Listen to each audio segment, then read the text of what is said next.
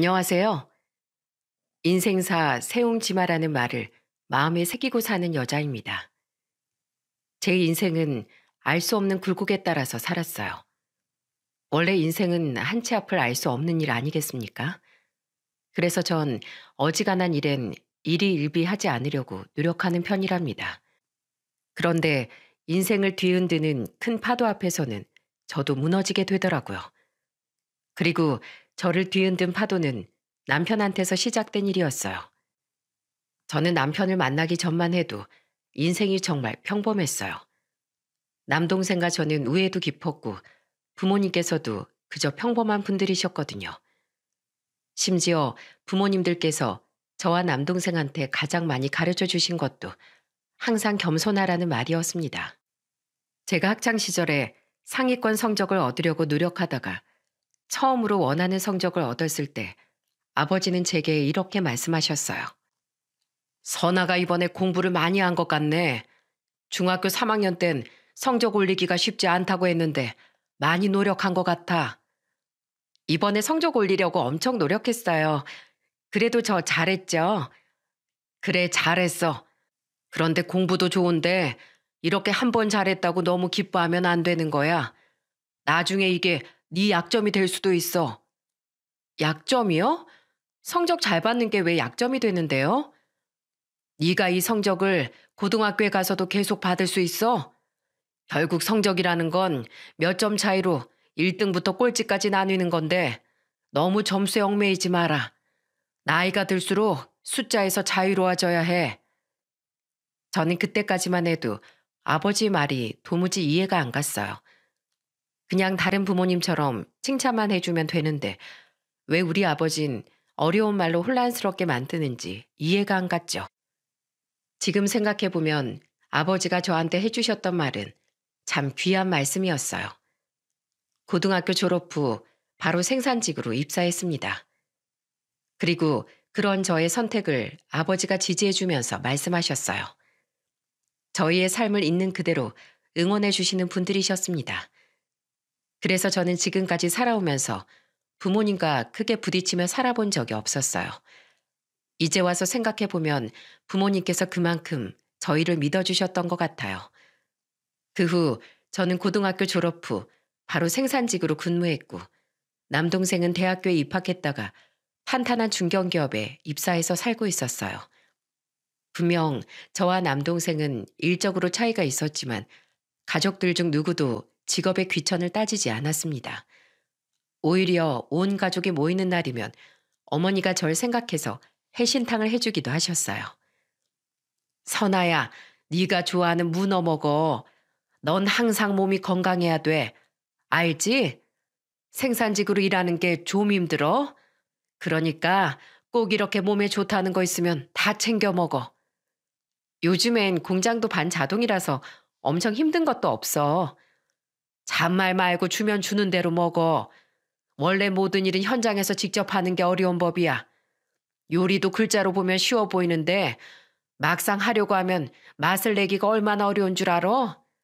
그러니까 넌 항상 건강관리 잘해야 해. 엄마는 제가 힘든 일을 한다면서 절 챙겨주기 바쁘셨어요. 그래서 기숙사 생활을 하다가 집에 한 번 갔다 하면 정말 배가 터지도록 먹었습니다. 그렇게 저는 제 위치에서 성실하게 살고 있었어요. 그러다가 저는 친구의 소개로 남편을 만나게 됐던 거예요. 중소기업에 다니고 있던 남편은 듬직하고 배려심이 깊은 사람이었습니다. 처음 소개팅을 할 당시에 저는 남편한테 이런 질문을 했어요. 일하시는 건 잘 맞으세요? 저는 사무실 생활을 안 해봐서 어떤지 궁금하네요. 그래봐야 중소기업에 다니는 정도인데요, 뭘. 힘들 것도 없어요. 네? 일은 다 힘들죠. 안 힘든 일이 어딨어요. 제가 TV에서 본 적이 있는데 일이 붙는 일들은 다 힘든 일이래요. 그래도 5년 차 정도 됐으면 할 일이 많으실 것 같은데요. 그렇긴 하죠. 저도 대리 달고 나니까 뒤돌면 할 일이 있고 겨우 끝냈다 싶어도 또 일이 생겨요. 그것 봐요. 그게 다 성철 씨가 믿을만 하니까 회사에서도 믿고 맡겨주는 거잖아요. 회사가 바보도 아니고 일 못하는 직원한테 일을 맡기겠어요? 중소기업이잖아요. 작은 회사니까 아무래도 있는 사람 굴리려고 일을 주는 걸 거예요. 저는 자존감이 낮은 남편의 말이 마음에 걸렸어요. 사람이 중소기업이나 중견이나 대기업이나 어차피 다 먹고 살려고 다니는 일 아니겠습니까? 그런데 자기 직업에 대해선 한없이 작게 말하면서 뜬금없이 남편이 말을 돌리면서 말하는 겁니다. 선아 씨야말로 생산직으로 일하다 보면 기술이 생기지 않아요? 정말 대단하신 것 같아요. 저도 생산직 입사하고 싶었는데 애매하게 중소기업이나 다니고 있어요. 애초에 대학교도 안 가고 싶었는데 어머니가 대학교 가야 한다고 엄청 뭐라 하셨거든요. 정말요? 대학교는 선택인데 억지로 간다고 공부가 돼요? 학교 생활은 그래서 재밌으셨어요? 그래도 학교 생활이니까 열심히 하긴 했어요. 근데 아무래도 가고 싶어서 간 학교가 아니다 보니까 억지로 했었죠. 배운 게 많긴 한데 아쉬운 점이 많아요. 전 나중에 자식이 생기면 알아서 선택하고 자유롭게 살게 해주고 싶어요. 와, 저도요. 전 부모님께서 제가 하고 싶은 길로 가게 그냥 두셨거든요. 그래서 저는 다 제가 선택한 것들이라 후회하는 것도 제 몫이에요. 내가 하겠다고 나서서 이러고 사는 건데 누굴 탓하겠어요? 근데 또 이렇게 살아보니까 저희 부모님이 참 현명하셨던 것 같아요. 그래서 저도 자식이 생기면 부모님처럼 적당한 거리를 두고 키우려고요. 자식이랑 적당한 거리를 둔다는 말이 너무 좋은 말인 것 같네요. 선아 씨가 이렇게 밝고 긍정적인 이유는 다 부모님 영향인 것 같아요. 맞아요. 전 저희 부모님께 정말 감사해요. 너무 부럽네요. 이렇게 얘기를 해보니까 제가 선아 씨한테 배울 게 참 많은 것 같아요. 남편이 저한테 배울 게 많다는 말에 조금 놀랐습니다. 솔직히 객관적으로 놓고 보면 대학교까지 졸업한 남편이 저한테 뭘 배울 게 있겠습니까? 하지만 남편이 말한 배울 점은 지식이 아니라 삶의 지혜 같은 것들이라는 걸 뒤늦게 알게 됐어요. 남편은 저와 대화를 나누는 게 즐겁다면서 여러 번 약속을 잡았습니다. 저도 그런 남편과 대화를 나누는 게 즐거워서 자주 만나는 사이가 됐던 거예요. 그러다가 자연스럽게 연인으로 발전하게 됐고 30 초중반에 만난 저희는 결혼 준비까지 하게 됐습니다. 그때 저는 남편과 처음으로 시댁에 인사 갔다가 저희 집과는 완전히 다른 모습에 크게 당황했어요. 남편은 집안 장남이었고 시동생이 2명 있었습니다. 시댁에 남자만 3명이다 보니 집안 분위기가 괜히 군대 같은 느낌이었어요. 그런데 의외로 시부가 엄청 인자한 목소리로 저한테 친근하게 말씀해 주셨어요. 우리 성철이가 30 중반이 되도록 결혼 얘기를 꺼내본 적이 없는데 이렇게 임잘 만나서 결혼하게 될 줄은 몰랐네. 회사 다닌다고 했나? 네, 아버님. 저는 생산직으로 일하고 있어요. 목소리 한번 씩씩해서 마음에 쏙 드는구만. 사람이 항상 패기가 있어야 돼. 제가 시부와 웃으면서 말하자 갑자기 옆에서 지켜보던 시모가 비아냥거리며 말했습니다. 고졸이면 패기라도 있어야지. 근데 그것도 심하면 그냥 객기 부리는 거 알지? 저는 시모의 말에 당황했어요. 그러자 시부가 시모를 막으면서 말했습니다. 당신 그게 무슨 소리야? 그러는 당신은 대학 졸업장이 있어? 가방끈 짧은 걸론 어디서 둘째 가라면 서러울 사람이 왜 이래 유치하게. 당신 누구 편이야? 그런 말을 여기서 뭐하러 해? 편이 어딨어 편이. 당신이야말로 유치하게 그런 말로 편 좀 가르지 마. 왜 그래 도대체? 난 내 자식들 다 대학교 졸업시켰잖아. 요즘 시대에 대학 졸업장 없는 사람이 어딨어? 당신 엊그제까지만 해도 우리 장남한테 뭐라고 했어? 지방대 나왔다고 무시했지? 당신한테 만족이라는 게 있기는 해? 적당히 좀 해. 당신 그러다 진짜 큰 코 다쳐. 자꾸 헛소리 할 거면 그냥 나가서 혼자 밥 먹고 들어와. 애들 혼사까지 참견해서 이래라 저래라 하면 나 정말 가만히 안 있을 거야. 시부가 화가 난 목소리로 말하자 시모는 그제야 더는 말을 안 하더군요. 그동안 시부도 많이 참아온 듯한 목소리로 말하는 걸 보니까 남편이 그동안 어떤 소리 들었을지 그려졌습니다. 그런데 시부는 시모와 완전히 반대되는 성격이었어요. 시모한테 단호하게 말했던 시부가 다시 다정한 목소리로 절 보며 말씀하셨어요. 난 대학 졸업장이 뭐가 대단한지 모르겠어.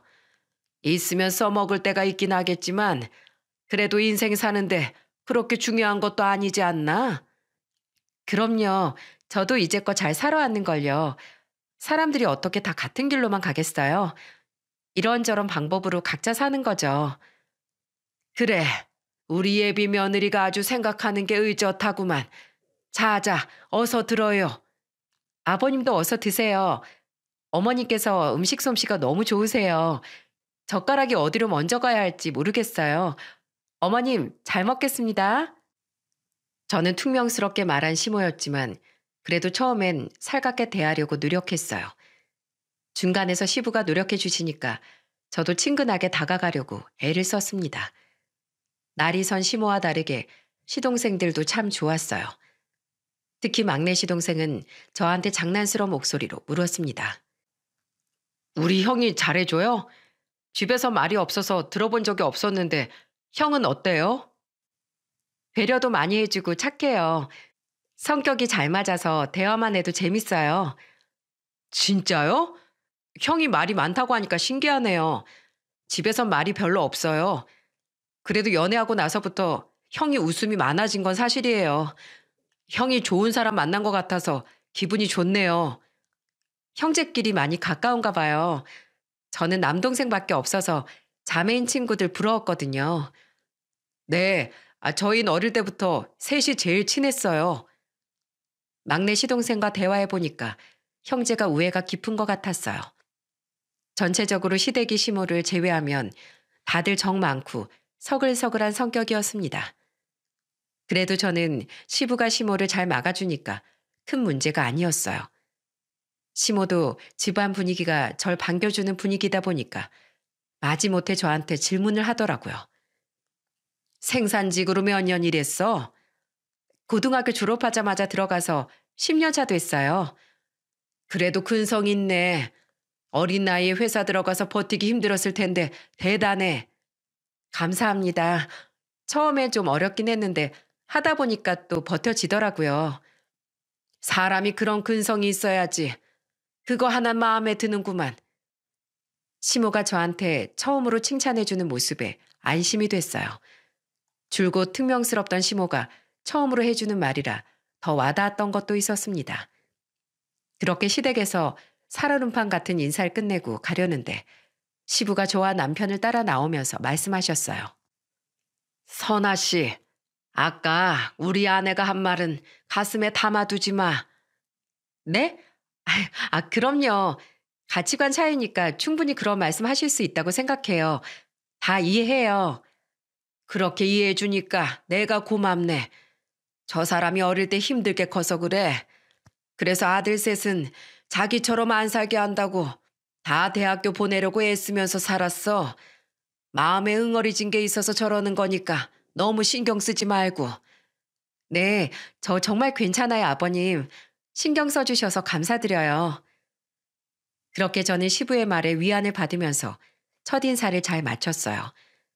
남편의 세심한 성격이 누굴 닮았나 했더니 바로 시부를 닮은 것 같았습니다.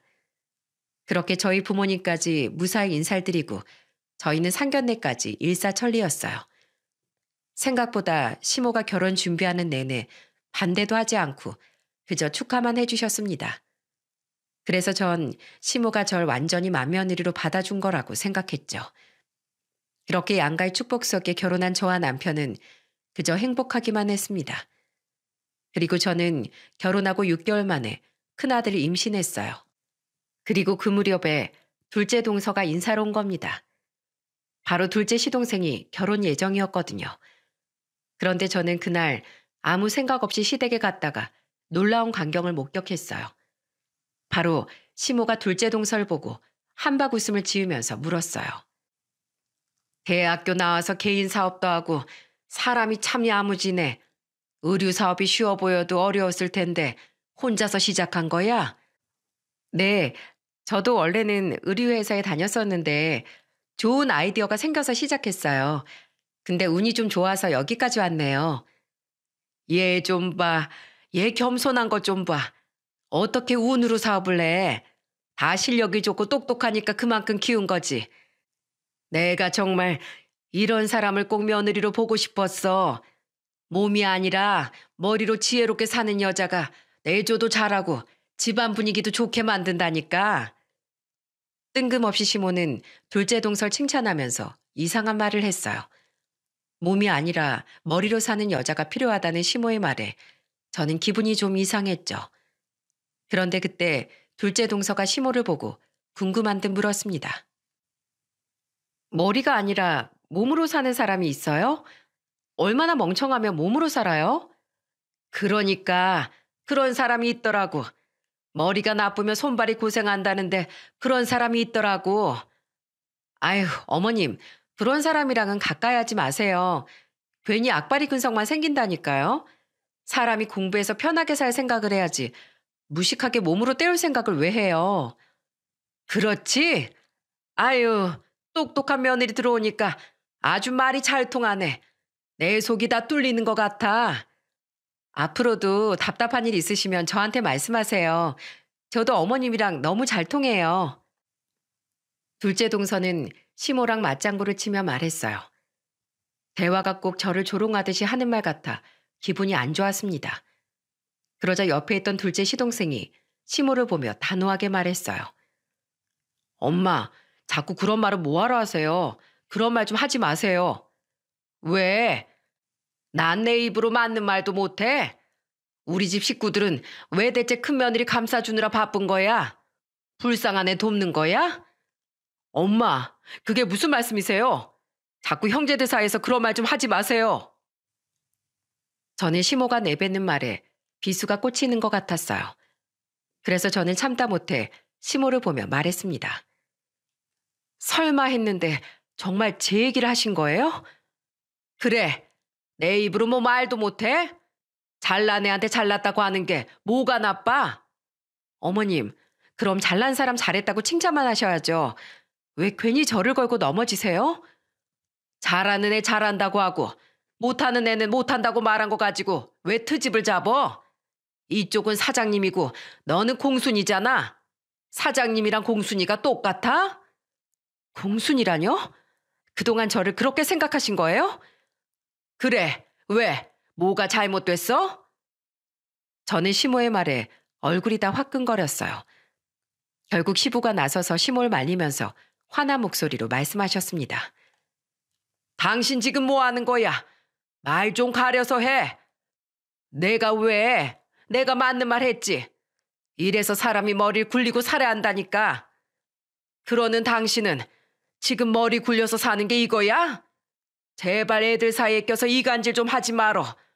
얘 며느라, 일어나자. 나랑 나가자. 당신 뭐 하는 거야?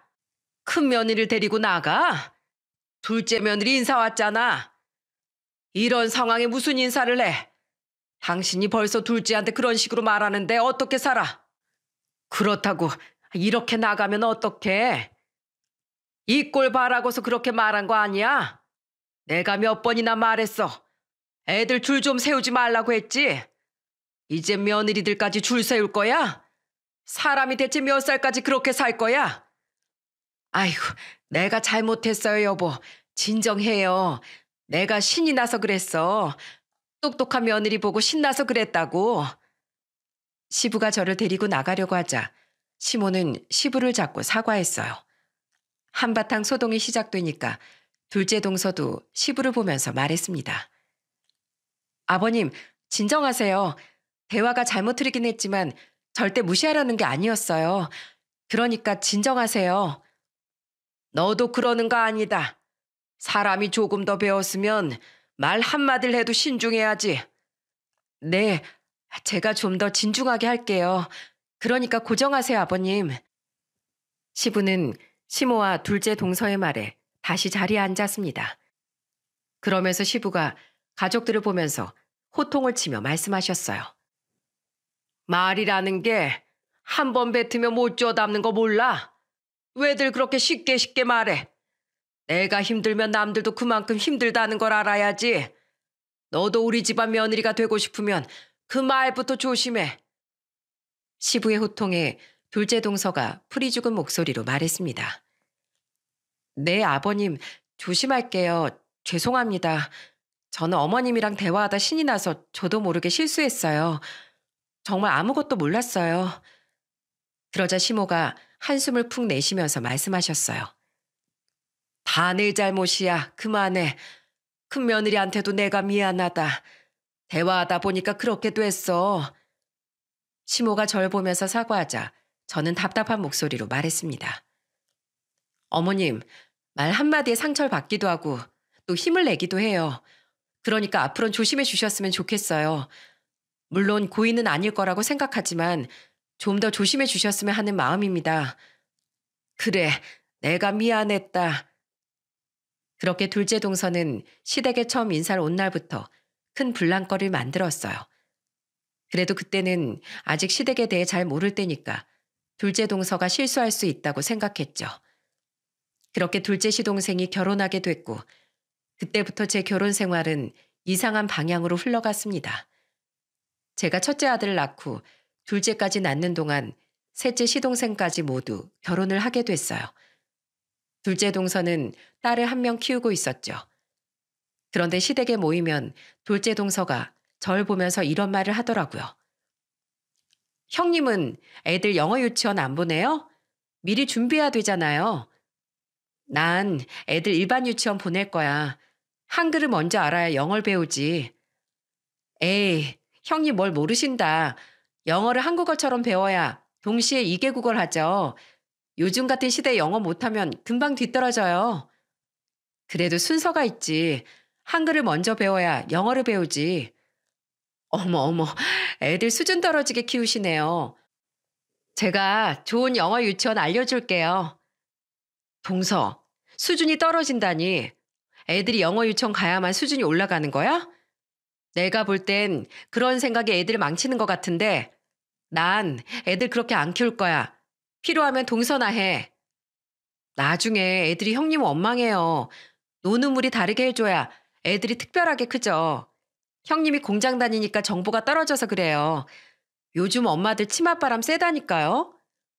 동서, 내가 다니는 공장이 왜? 나도 같은 엄마들끼리 잘하고 있어. 그러니까 자꾸 말을 그런 식으로 좀 하지 마. 나 너무 불편하니까. 어머, 제가 입방정을 떨었네요. 어차피 영어 유치원 가고 싶다고 해서 다 가는 것도 아닌데 그럼 저만 알아볼게요. 저는 언제부턴가 둘째 동서가 자꾸 얄미워졌어요. 그런데 이런 상황에 더 속을 긁는 사람이 누구였는지 아십니까? 바로 시모였어요. 시모와 둘째 동서는 손발이 척척 맞는 짝꿍 같았어요. 게다가 둘째 동서가 의류 사업을 하다 보니까 경제적으로 여유로웠습니다. 그래서 맨날 시모랑 같이 비싼 마사지도 받으러 다니기도 했죠.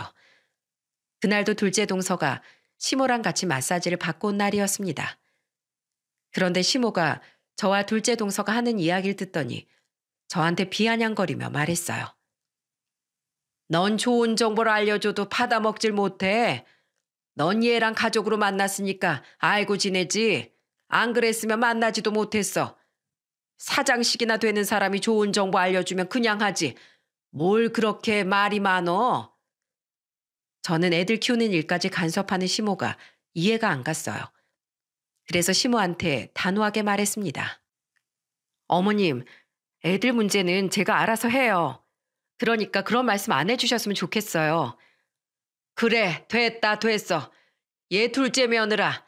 너 그런 얘긴 네 동서한테 해. 걔가 대기업 다녀서 너랑 말이 통할 거야. 시모는 정말 시부의 말처럼 며느리들마저 줄을 세우고 있던 거예요. 원래 집안에서 시모 혼자서 이것저것 따질 땐 별 힘이 없었지만 맞장구를 쳐주는 둘째 동서 때문에 힘들었어요. 그런데 그때 셋째 시동생 부부가 대기업 사내 부부였던 겁니다. 그래서 시모가 둘째 동서한테 그런 정보는 셋째 동서랑 하라고 한 거예요. 그래서 둘째 동서가 셋째 동서한테 가서 신이 난 목소리로 말했습니다. 동서, 임신 계획 중이라면서? 나 주변 사람들이 추천해주는 애들 영어 유치원이 있는데 다음 주에 설명회 한대. 같이 가볼래? 영어 유치원이요? 그걸 뭐하러 들어보러 가요? 왜 가냐니? 나중에 애 나오면 영어 유치원 안 보낼 거야? 난 우리 애 돌 지나고부터 준비 중인데도 접수하면 줄 서야 한대. 우리 딸 유치원 갈 때쯤에 맞춰서 보내려면 미리 해야 한다니까? 에이, 형님, 그거 너무 오버하시는 거 아니에요? 한글도 못된 애들한테 무슨 영어예요. 순서가 있지.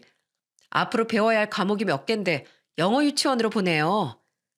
아니, 영어는 미리 자연스럽게 배우면 좋으니까. 그래서 미리 알려주는 거지. 저번에 뉴스 보니까 애들한테 조기 교육이 더 치명적이래요. 뭐든지 자연스럽게 배워야지 먼저 배운다고 잘 배우는 거 아니라고 하던데요. 그러니까 형님도 그냥 일반 유치원 알아보세요. 셋째 동서의 말에 저는 웃음이 새어나왔어요. 둘째 동서는 김샘 표정으로 입을 꾹 다물더군요. 그러더니 시모가 셋째 동서를 보며 말했습니다. 넌 왜 좋은 정보를 알려줘도 못 받아먹어? 네 형님 사장이잖아. 따라만 하면 너도 잘 될 텐데 왜 그러냐? 전 괜찮아요. 남편이랑 전 애들 자유롭게 키울 거예요. 우리 집은 어째 둘째만 야무진 것 같네. 아유, 답답해서 원. 시모는 괜히 셋째 동서가 같이 호응을 안 해주니까 툴툴거렸어요. 정말 시댁에 다 같이 모이면 둘째 동서와 시모 때문에 언성이 높아질 때가 많았습니다. 그래도 여러 가족이 시모와 둘째 동서 말에 맞장구 치지 않으니까 금세 넘어갔어요. 하지만 시간이 흐를수록 둘째 동서와 시모 사이는 각별해져만 갔습니다. 그러던 어느 날 남편이 다니던 회사 경영학과로 해고가 된 거예요. 그때 남편은 비장한 각오라도 하듯이 말했습니다. 여보, 나 퇴직금으로 가게나 차려볼까? 가게? 당신이 가게를 어떻게 운영하려고? 어차피 가게 차려두면 당신이랑 나랑 같이 운영할 수도 있고 애들 보기도 수월할 거 아니야. 지금도 당신 막내딸 아프면 회사에서 조퇴하고 나오는 거 눈치 보인다면서. 그렇긴 한데 그렇다고 가게를 차린다고 잘 되겠어? 내가 좀 알아봤는데 프랜차이즈 가게를 개업하면 그래도 회사원 월급만큼은 번다더라. 본사에서 다 알아서 홍보해주니까 우린 장사만 하면 된대. 그래도 장사가 괜찮을까? 우리 같이 하면 되는데 다 할 수 있어. 나도 애들한테 떳떳한 아빠가 되고 싶어서 그래. 저는 결국 남편이 알아온 프랜차이즈 사업 계획서를 보고 남편이 가게를 차릴 수 있게 해줬어요. 그리고 저는 회사에 다니면서 주말에 가끔 남편을 도왔습니다. 한 몇 년은 남편의 말처럼 장사가 꽤 되더라고요. 그리고 시부모 생신에 용돈도 50만 원씩 챙겨드릴 수 있었습니다. 그런데 둘째 동서는 그런 저를 보면서 비아냥거리면서 말했어요. 형님은 어머님 생신인데 용돈만 드리는 거예요? 그래도 큰며느리면 좀 달라야 하는 거 아닌가요? 뭐가 달라야 하는데? 아니, 어머님 친구분들은 큰며느리들이 해외여행도 보내주신대요. 형님도 좀 분발하셔야 되는 거 아니에요? 선물을 형편껏 해야지 남들 한다고 따라서 하는 게 선물이야? 내 형편껏 하고 있으니까 그런 말은 좀 안 했으면 좋겠어. 가게 이제 자리 잡은 거 아니에요? 나 같으면 어머님 여행 보내드릴 것 같은데 엄청 쪼잔하시네요. 그쵸, 어머님? 어머님 해외여행 둘째 며느리가 보내드릴게요. 둘째 동서가 시모를 보면서 말하자 시모가 손뼉을 치며 말했습니다. 내가 정말 둘째 며느리 없었으면 어쩔 뻔했니? 어머님 걱정 마세요. 제가 보내드리면 되죠. 그러니까 친구분들 만나서 해외여행 간다고 자랑하세요. 내가 정말 네 덕분에 산다. 큰며느리라는 것은 돈이 있어도 쓸 줄도 모르는데 내가 아주 네 덕분에 살아. 그러니까요. 돈이야 있다가도 없고 없다가도 생기는 건데 대체 왜 그러나 모르겠어요. 마음 넓은 네가 이해해라. 네 덕분에 해외여행을 몇 년 만에 가보게 생겼네. 얘 큰며느라, 넌 뭐 느끼는 것도 없니? 시모는 아예 대놓고 저한테 느끼는 게 없냐면서 물었어요. 정말 어처구니가 없었지만 저는 침착하게 말했습니다. 형편 되는 사람이 하면 됐죠. 어머님, 오랜만에 잘 다녀오세요. 너처럼 뻔뻔하게 살면 아주 오래 살 것 같다. 넌 네 동서 반이라도 닮아봐. 정말 시모는 사사건건 둘째 동서랑 대놓고 비교를 했어요. 그러자 셋째 동서가 시모를 보며 말하더군요. 어머님, 잘 됐네요. 둘째 형님이 해외여행 보내드리면 저랑 큰형님이 드린 용돈 가지고 가시면 될 거 아니에요. 잘 됐네요. 그럼 일석이조네요. 둘째 형님이 역시 통이 커요. 너도 참 속 편하다. 아유, 내가 며느리는 둘째 며느리만 인정해. 시모가 이렇게 말할 정도로 둘째 동서는 시모한테 노골적으로 선물 공세를 했어요. 그런데 여러분, 얼마나 웃긴 일이 있었는지 아십니까? 바로 둘째 동서가 시모한테 눈썹 문신을 해준다고 직접 예약까지 해서 같이 갔던 적이 있었어요. 그런데 며칠 뒤 저는 남편과 애들을 데리고 시댁에 갔다가 기겁을 하고 말았습니다. 바로 시모의 눈썹이 정말 김이라도 붙여둔 것처럼 짱구 눈썹을 하고 있는 거예요. 그래서 저는 놀란 목소리로 시모를 보며 물었습니다. 어머님, 눈썹이 왜 그러세요? 매직으로 그리셨어요? 뭐? 매직?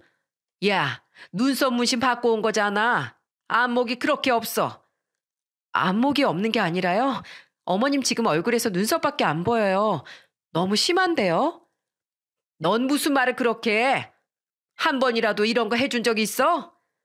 그런 눈썹이면 안 하는 게 낫겠어요. 됐어. 나도 얼마나 속상한 줄 알아? 시모는 내색은 안 해도 눈썹이 망해서 난감해 보였어요. 그런데 둘째 동서가 오니까 시모는 태세 전환을 하더니 호들갑을 떨면서 말하는 겁니다.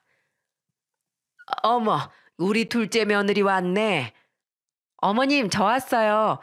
눈썹 모양 너무 예쁘세요. 시간 지나면 점점 옅어진다고 하니까 조금만 기다려보세요. 출국하기 전에 완전 예쁠 거예요. 지금도 난 마음에 들어. 괜찮아. 그렇죠? 역시 어머님이 미적 감각이 있으시다니까요. 정말 시모는 둘째 동서 말이라면 반박조차도 안 했어요. 진짜 웃기지 않습니까? 그래도 시모는 둘째 동서 덕분에 괌으로 해외여행도 다녀오고 잘 지내고 있었어요. 그 후 시간이 흘러서 저와 남편은 불경기의 늪에 빠져 가게가 휘청이기 시작했습니다. 가게 매출이 뚝뚝 떨어지면서 애들 키우는 것도 빠듯할 지경이었어요.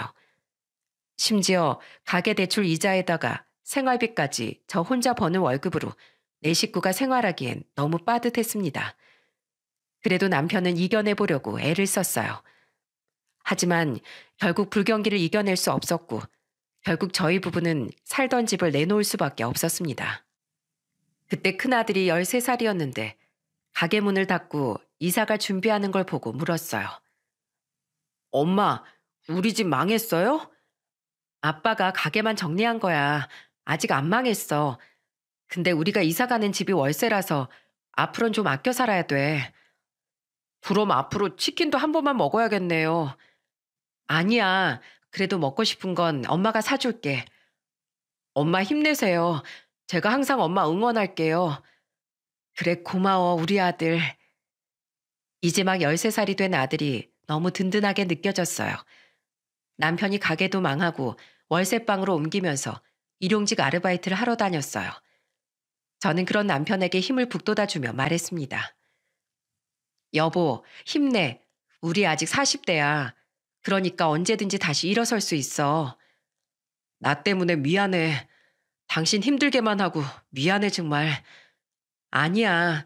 난 당신이 가족들 위해서 했던 일이니까 괜찮아. 그러니까 앞으로 우리 일어설 준비만 하자. 저는 남편이 다시 일어설 수 있게 아낌없이 응원했습니다. 그런데 저희가 형편이 어려워져도 변하지 않는 게 하나 있었습니다. 바로 시모였어요. 큰아들이 가게가 망했는데도 무슨 말을 했는지 아십니까? 돈 쥐고 베풀지도 않을 때부터 알아봤어. 그렇게 욕심을 부리니까 망하지. 어머님, 저희가 또 언제 욕심을 부려요? 저희 안 그래도 힘드니까 제발 그만 좀 하세요. 정말 시댁에 한번 갔다 하면 시모한테 별의별 소리를 다 들었어요. 그리고 그 옆에서 부채질하는 둘째 동서가 제일 얄미웠습니다. 그런데 몇 주 뒤 시모의 생신이 다가온 거예요. 어려운 시기에 시모 생신은 참 부담스러운 날이었네요. 그때 저는 남편한테 조심스럽게 말했습니다. 여보, 어머님 생신에 20만 원 정도 드려도 될까? 매년 50만 원 했는데 우리가 사정이 안 좋아졌잖아. 그래, 그렇게 하자.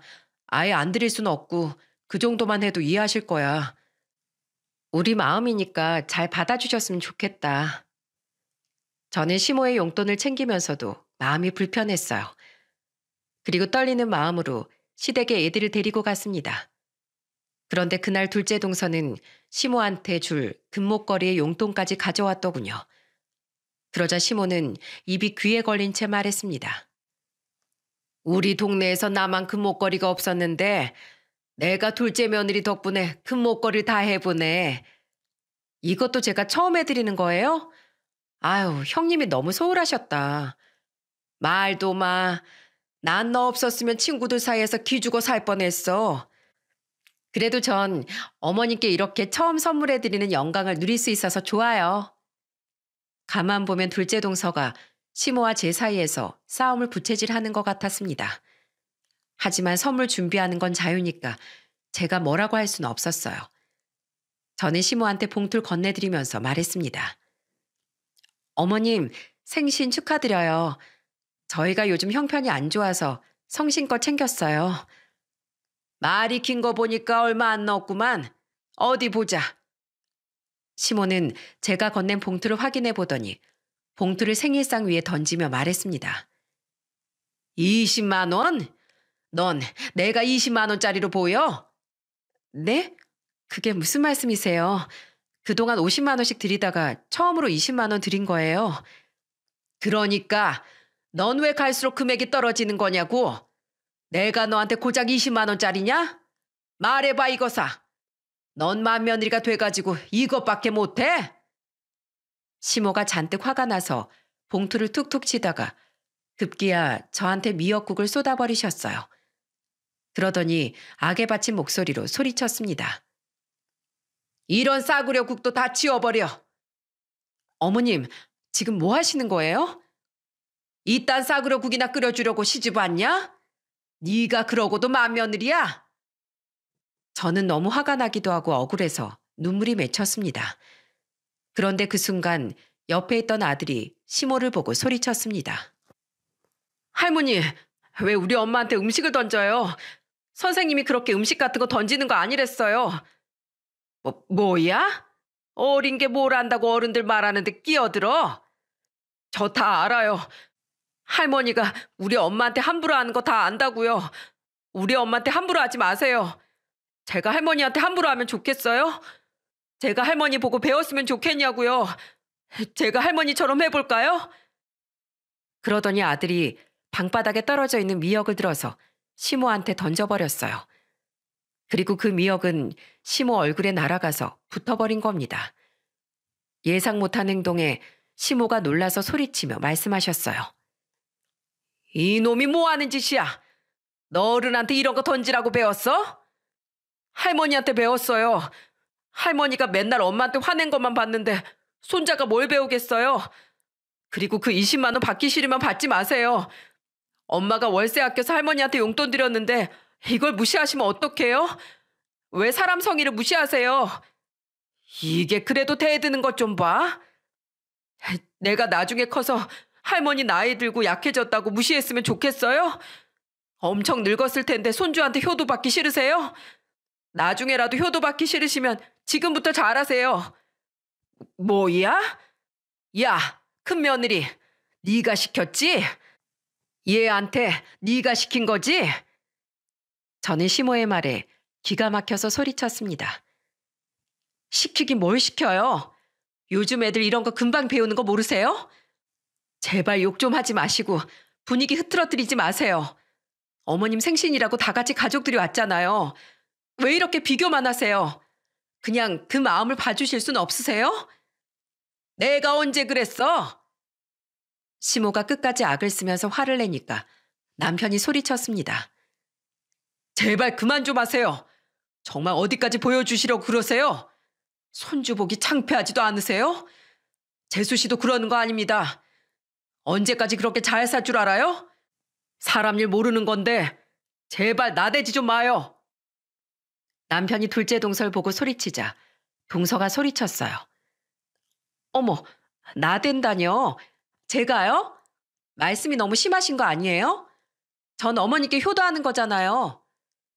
사람이 입으로 나불대니까 뭘 해도 진정성이 안 느껴지죠. 왼손이 하는 일 오른손이 모르게 하라는 말도 몰라요? 내가 두고 볼 겁니다.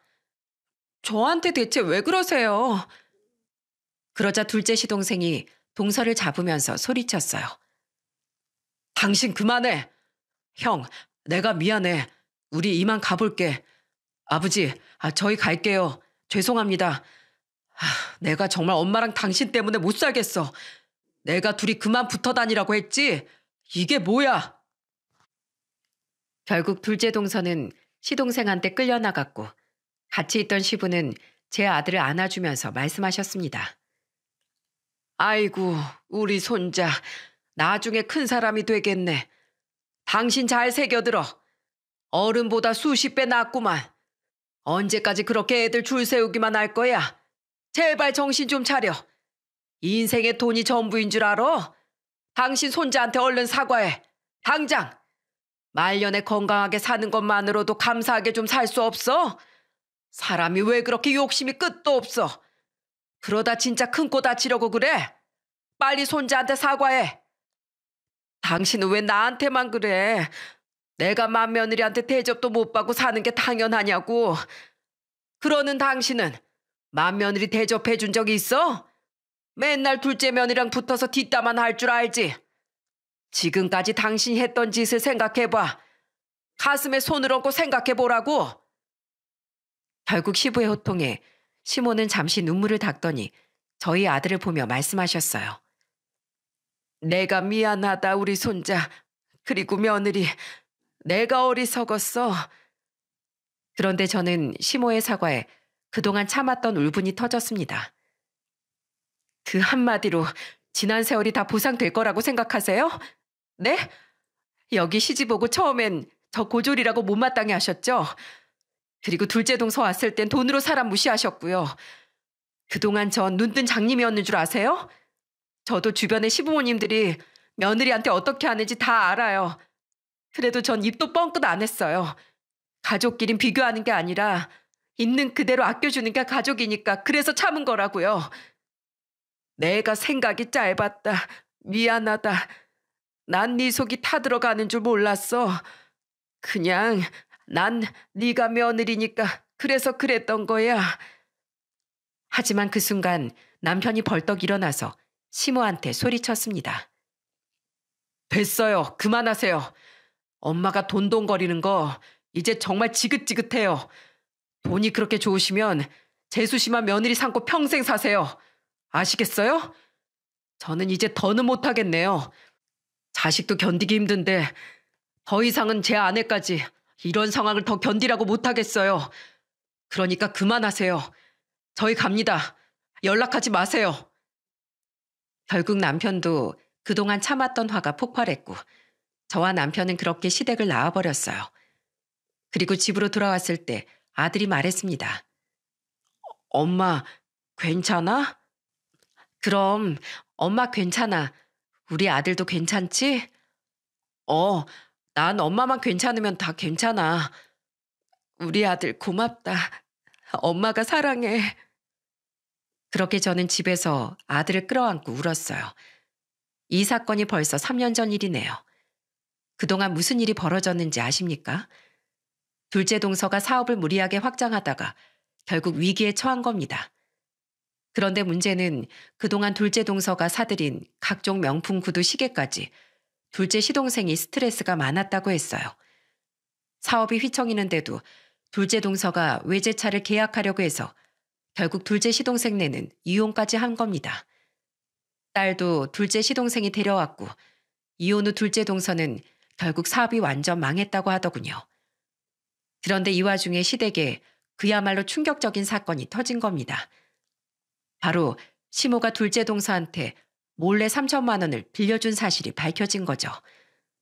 문제는 둘째 시동생이 이혼하면서 한 푼도 돌려받지 못했다고 했어요. 그동안 시댁에는 남편만 왕래했는데 그날 남편이 시댁에 갔다가 시부가 시모한테 호통을 치면서 말씀하셨다고 했습니다. 그렇게 큰 돈을 왜 나한테 허락도 없이 빌려줘? 당신 미쳤어? 당신이 사업을 뭘 안다고 3천만 원이나 떡하니 빌려주냐고? 여보, 난 진짜 이자까지 쳐서 갚는다고 해서 그냥 둘째한테 빌려준 죄밖에 없어. 진짜야.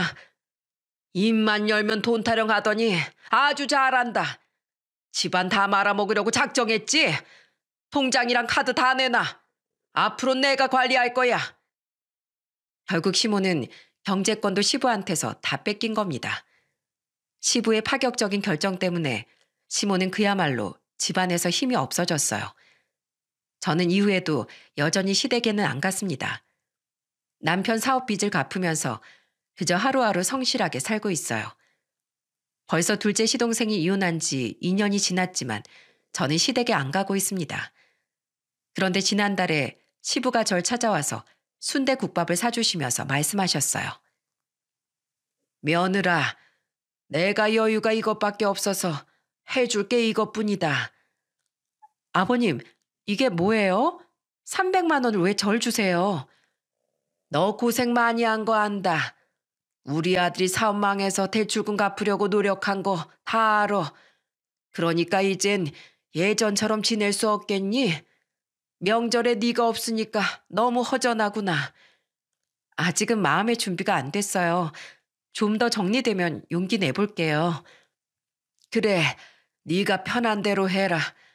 그래도 올해는 우리가 다 같이 모일 수 있었으면 좋겠구나. 시부의 마지막 말씀이 제 가슴을 후벼 팠습니다. 하지만 여전히 전 시모를 보는 게 힘들기만 하네요. 제가 이 사연을 보낸 것도 여러분과 같이 고민하고 싶어서 보내게 됐어요. 저는 그동안 끊임없이 주변과 비교를 당하면서 지냈어요. 하지만 남과의 비교는 결국 독이지 않겠습니까? 그런 잘못된 시모의 판단으로 정말 힘든 시간을 보냈어요. 정말 가족이라면 서로 아끼고 부족한 점은 감싸줘야 한다고 생각해요. 그게 진정한 가족이라고 생각합니다.